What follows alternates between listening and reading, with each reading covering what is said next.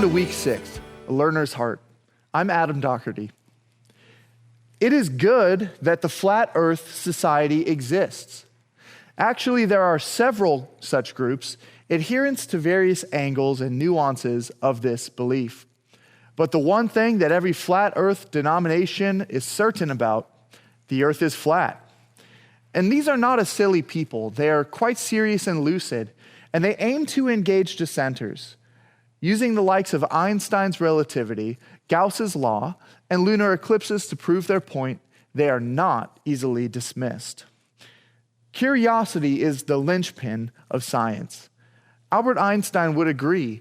In The Evolution of Physics, co-authored with Leopold Infeld in 1938, they penned this inarguable truth: the formulation of a problem is often more essential than its solution. This is how the scientific method, the rhodium standard for good research, is supposed to work. Einstein and Infeld continued to raise new questions, new possibilities. To regard old problems from a new angle requires creative imagination and marks real advances in science.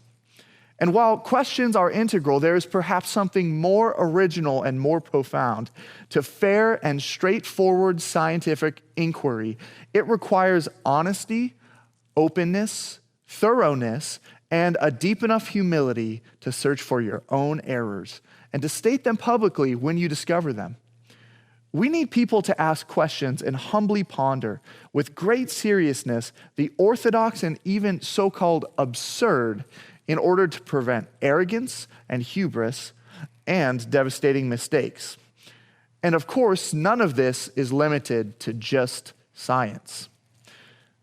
Whoever corrects a scoffer gets himself abuse, and he who reproves a wicked man incurs injury. Do not reprove a scoffer, or he will hate you. Reprove a wise man, and he will love you. Give instruction to a wise man, and he will be still wiser. Teach a righteous man, and he will increase in learning. The fear of the Lord is the beginning of wisdom, and the knowledge of the Holy One is insight. For by me your days will be multiplied, and years will be added to your life. If you are wise for yourself. If you scoff, you alone will bear it. To scoff, a derisive or mocking expression of scorn or contempt. I guess this is where gaslighting comes in. It's a new term for an old practice. Still, the ancient thinkers placed wisdom in contrast with scoffing. Certainly does give us something to ponder. It was not silliness or stupidity, not folly or senselessness, not even simple-mindedness or youth. No, wisdom, according to God, is opposed by the scoffer. Are you having an aha moment just as I did? Of course, scoffers. Because where there is no humility, no honesty, no curiosity, there is no wisdom. Well, and there is the other, more obvious point. God is not wrong. Still, no one really enjoys having their ideas challenged. Defending one's point of view or long-held belief generally causes fight or flight type responses, neither of which leave room for calmness and clarity. And of course, in any given dispute, it may not be you that is the aggressor. Now, when Paul and Silas had passed through Amphipolis and Apollonia, they came to Thessalonica, where there was a synagogue. And Paul went in, as was his custom, and on 3 Sabbath days he reasoned with them from the Scriptures, explaining and proving that it was necessary for the Christ to suffer and to rise from the dead, and saying, "This Jesus, whom I proclaim to you, is the Christ." And some were persuaded, but others were jealous, and taking some wicked men of rabble, they formed a mob, set the city in an uproar, and attacked the house where Paul and Silas were staying. 3 weeks, that is how long Paul and Silas stayed in Thessalonica, talking and explaining, reasoning and listening. And 3 Sabbaths in a row, Paul could be found at the synagogue, likely all day, so that anyone looking was destined to find him. Hit me with your best shot. And Paul could take a punch. His was not the mainstream idea, not the one that everyone believed, either sincerely or just to fit in, or worse, because they were afraid. Scoffers are aggressive, so are gaslighters. Over the course of his missionary work, Paul was pelted with stones, imprisoned, beaten, and exiled. You will likely, gratefully, never face this type of oppression, but words do cut deep, and scoffers know how to abuse. But God is with you. The brothers immediately sent Paul and Silas away by night to Berea. And when they arrived, they went into the synagogue. The people there were more noble than those in Thessalonica. They received the word with all eagerness, examining the scriptures daily to see if these things were so. Many of them, therefore, believed, with not a few Greek women of high standing, as well as men. The Berean people examined the scriptures. Examine. The word you likely read in your English Bibles does not do their thoughtfulness justice. Evaluate carefully, study thoroughly, even criticize.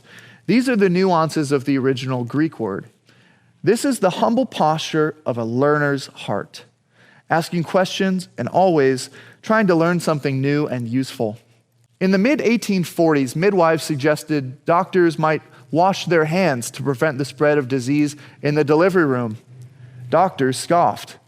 It was at the Vienna General Hospital, one of the largest in the world for teaching. So large was the maternity wing that it was divided into 2 wards, one for doctors and their students, and one for midwives and their students. At the time, maternal mortality rate for the midwives' ward was 36.2 per 1,000 births, while the mortality rate for the doctor's ward was 98.4 per 1,000 births. Nearly 3 times more women were dying at the dirty hands of the learned doctors, who, by the way, were not pleased with the implication. Truth hurts, I guess, but it also saves. Even Florence Nightingale, the founder of modern nursing, understood the importance of hand washing. Writing in her 1860 publication, Notes on Nursing, every nurse ought to be careful to wash her hands very frequently during the day. Whoever corrects a scoffer gets himself abuse. Give instruction to a wise man, and he will still be wiser. Teach a righteous man, and he will increase in learning. Let's finish by pressing a point that you heard earlier, made by biologist Dr. Heather Heying. Honest inquiry requires openness, thoroughness, and a deep enough humility to search for your own errors and to state them publicly when you discover them. Remember, no one has ever been 100% correct. Ever. Not even you. And so, we are left with this. The fear of the Lord is the beginning of wisdom. Not because facts or figures or intellect, but because of honesty and thoughtfulness and humility.